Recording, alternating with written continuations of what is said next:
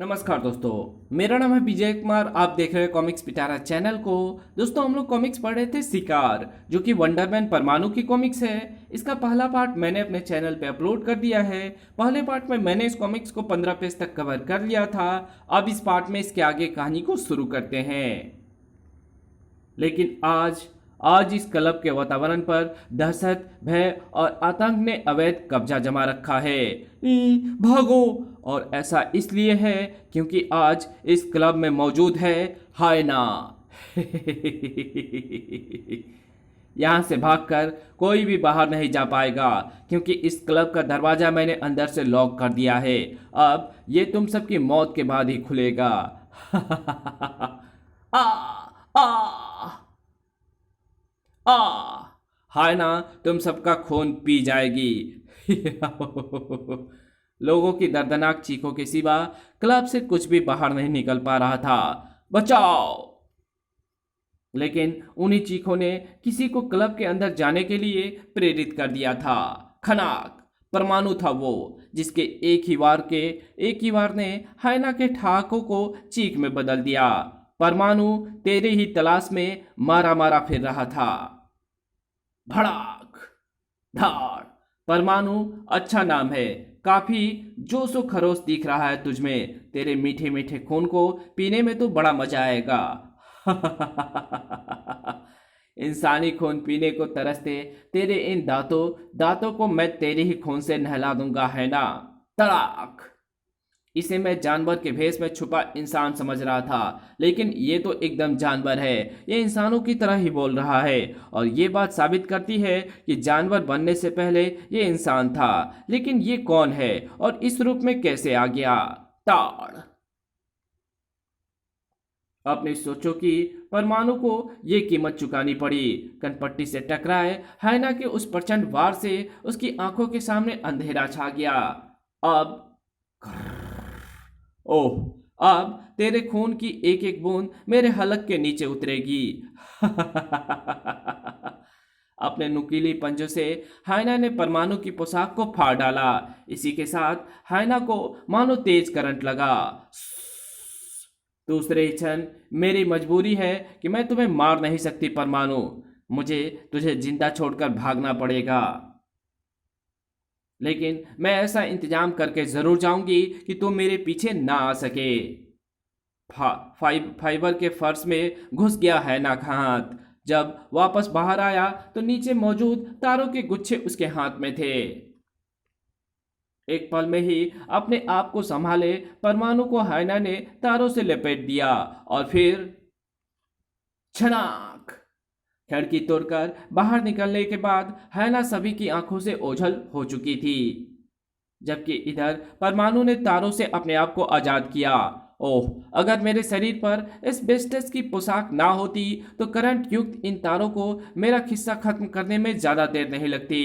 परमाणु का ध्यान तुरंत ही हायना की तरफ गया। वो एक बार फिर मुझसे बचकर निकल भागी है, लेकिन इस बार उसकी फुर्ती मुझे मात नहीं दे सकती, क्योंकि इस समय मैं इंस्पेक्टर विनय के रूप में नहीं, परमाणु के रूप में हूं, और परमाणु उड़कर उसे आसानी से ढूंढ सकता है। जल्दी वो रहा, लेकिन वो तो प्रोफेसर साहब यानी मामा जी के बंगले में घुस रहा है। ओह, बंगले में इस समय रोमी अकेली है, क्योंकि प्रोफेसर साहब एक मीटिंग में शामिल होने के लिए गए हुए हैं। सर, वो रोमा के लिए खतरनाक साबित हो सकता है। बेहद तेजी से सरसराकर बंगले में प्रवेश कर गया परमाणु। दंग रह गया। कहाँ गया वो? यही तो आया था। यही बंगले में ही वो कहीं होगा। मैं उसे तलाश करके ही रहूंगा। बंगले के चप्पे चप्पे को छानने में जुट गया परमाणु। अचानक चौंका। करहाने की आवाज रोमा के कमरे से, और रोमा के कमरे का दरवाजा भी खुला है। ओह माय गॉड, कहीं कोई अनर्थ ना हो गया हो। आह! बात वही निकली परमाणु को जिसका डर था। रोमा! परमाणु झपटकर रोमा तक पहुंचा। क्या हुआ मिस? आपका यह हाल किसने किया? किसने आप पर हमला किया? परमाणु को उसके सवालों का जवाब मिला तो ओह, हायना! हायला था वो। अब किधर गया है वो? हाँ हाँ हाँ, वही वही दरिंदा था वो। मैं सो रही थी कि एक एकाएक मेरे कमरे का दरवाजा भड़ाक से खुला और उस दरिंदे ने आकर आकर हमला बोल दिया। उसने मुझे मार ही देना था अगर मैंने संघर्ष करके अपनी जान ना बचाई होती। उधर उधर तुम्हारे कदमों की आवाज सुनकर वो मुझे छोड़कर उस खिड़की से कूदकर यहां से भाग गया। परमाणु खिड़की के पास पहुंचा। यहां तो दूर दूर तक अंधेरे के सिवा कुछ नहीं दिखाई दे रहा। ऐसे में मैं उसके पीछे तो जा सकता हूं, लेकिन पहले बुरी तरह घायल रोमा को लेकर अस्पताल पहुंचाना है। रोमा को अस्पताल में भर्ती करवाकर परमाणु इंस्पेक्टर के रूप में वापस लौट पड़ा। मामा जी मीटिंग से वापस लौट आए होंगे। उन्हें रोमा की खबर देकर वापस अपने क्वार्टर लौटूंगा। और जब तक मैं मामा जी के घर पर पहुंचूं, मेरे पास इतना समय है कि मैं हैना वाले केस के सिलसिलेवार से सोचकर और जब तक मैं मामा जी के घर पहुंचूं, मेरे पास इतना समय है कि मैं हैना वाले केस को सिलसिलेवार सोचकर हायना के बारे में सोचता हुआ इंस्पेक्टर विनय यूं ज्यों का मानो सैकड़ों सुइयां उसके जिस्म में एक साथ चुभो दी गई हो। ओह नो, ये बात मेरे दिमाग में पहले से ही क्यों नहीं आई? अब मुझे एक महत्वपूर्ण कार्य करना है। उत्तेजना की अधिकता का मारा इंस्पेक्टर विनय जीप के एक्सीलेटर को दबाता चला गया।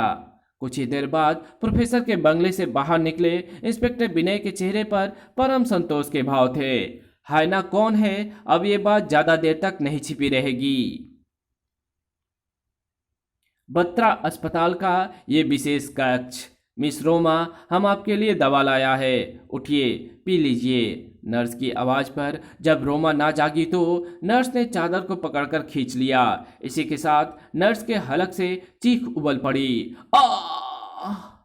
और ऐसा इसलिए हुआ क्योंकि रोमा के स्थान पर बेड पर मौजूद थी हायना। आह! नर्स के होशों ने उसका साथ छोड़ दिया था और अब हायना उसकी बेहोशी की नींद को मौत की नींद में बदलने के लिए छलांग लगा चुकी थी। लेकिन अभी शायद नर्स की किस्मत में मौत नहीं लिखी थी। तभी तो बस अब तुम्हारा खेल खत्म हुआ हायना उर्फ धप। मिस रोमा। परमाणु। हाँ हायना, मैं तुम्हें पहचान चुका हूँ, लेकिन मुझे अफसोस है कि मैं तुम्हें बता नहीं सकता कि ऐसा मैंने कैसे किया, क्योंकि इस तरह तुम्हारे राज के साथ साथ मेरा राज भी तुम्हारे सामने खुल जाएगा।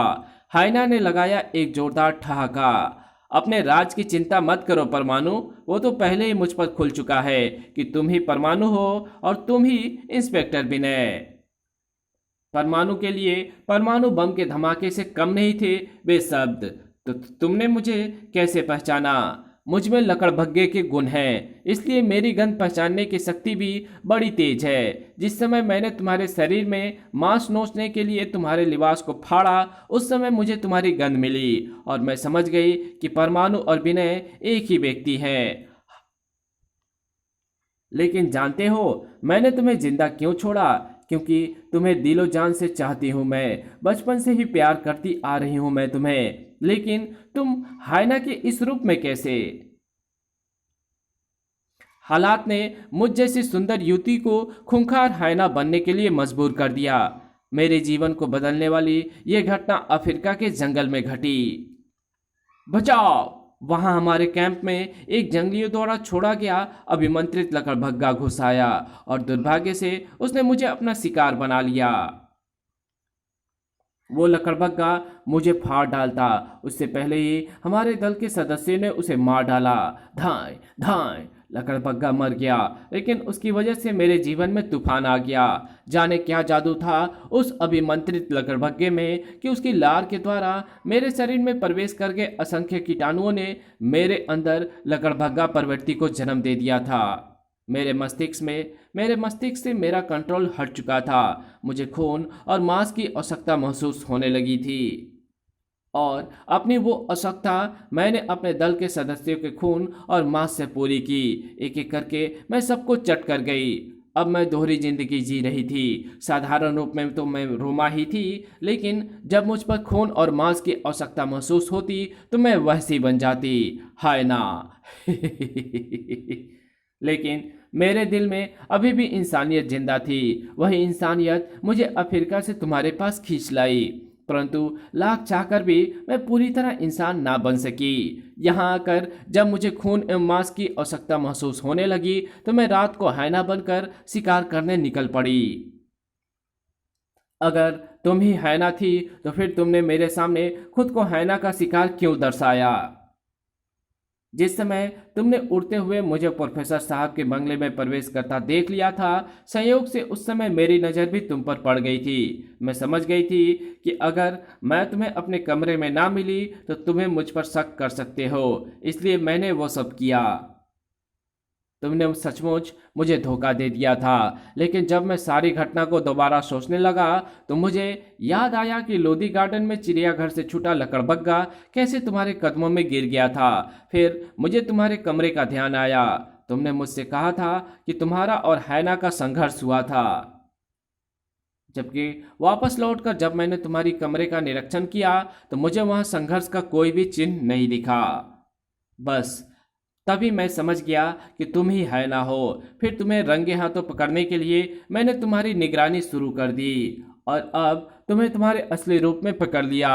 अब तुम सीधी तरह मेरे साथ पुलिस स्टेशन चलो। नहीं, मैं कहीं नहीं जाऊंगी। मैं आज़ाद रहना चाहती हूँ। पृथ्वी पर जन्मा कोई भी मानव या जानवर सभी आज़ाद रहना पसंद करते हैं। तुम शैतानी भरा खेल खेलने की सोच रही हो रोमा। मैं तुम्हें ऐसा नहीं करने दूंगा। तुम मुझे ऐसा करने से रोक भी नहीं पाओगे परमाणु सर। ओह, रुक जाओ रोमा। मैं तुम्हें वचन देता हूँ मैं तुम्हारा इलाज करवाऊंगा और तुम्हें ठीक करने की पूरी कोशिश करूंगा। धाड़ आ अब कुछ नहीं हो सकता विनय। मैं वापस नहीं लौट सकती, लेकिन तुम लौट जाओ। विनय, मैं तुमसे प्यार करती हूँ। मैं नहीं चाहती कि तुम मेरे हाथों मारे जाओ। मैं तुम्हें जिंदा और सही सलामत देखना चाहती हूँ विनय। आ मैं तुम्हें वापस लेकर ही जाऊंगा रोमा। अचानक हैना ने वो अप्रत्याशित हरकत कर दी। मुझे तुम्हारे हाथों से बचने के लिए कुछ पलों का समय चाहिए परमाणु, और वो समय मुझे स्ट्रेचर पर लेटी ये नर्स दिलवाएगी। मुझसे अपना ध्यान हटाकर इसे बचा परमाणु, वरना तेरी आंखों के सामने एक बेगुनाह जिंदगी मौत के मुंह में चली जाएगी। छनाक। ओह, इस समय हम अस्पताल की 5वीं मंजिल पर हैं। इतनी ऊंचाई से गिरकर वो नर्स हरगिज नहीं बचेगी, इसलिए हाइना को परमाणु किरणों के इस जाल में बांधकर नर्स को बचाना होगा। सू इधर तेजी से नीचे की तरफ लहराया परमाणु, उधर पाशविक शक्ति लगाकर परमाणु की कैद से आजाद होकर हाइना ने दूसरी खिड़की से बाहर जंप लगा दी। क्रस। जब तक परमाणु उस नर्स को बचाकर वापस लौटेगा तब तक हाइना उसकी पहुंच से बहुत दूर निकल चुकी होगी। धप। इस बार जंप करने के लिए हवा में उछला हाइना का शरीर लक्ष्य तक नहीं पहुंच पाया। उससे पहले ही खटाक, उस शिकंजे ने उसे हवा में ही दबोच लिया, जो ऊपर उड़ते इस बेआवाज हेलीकॉप्टर से गिरा था।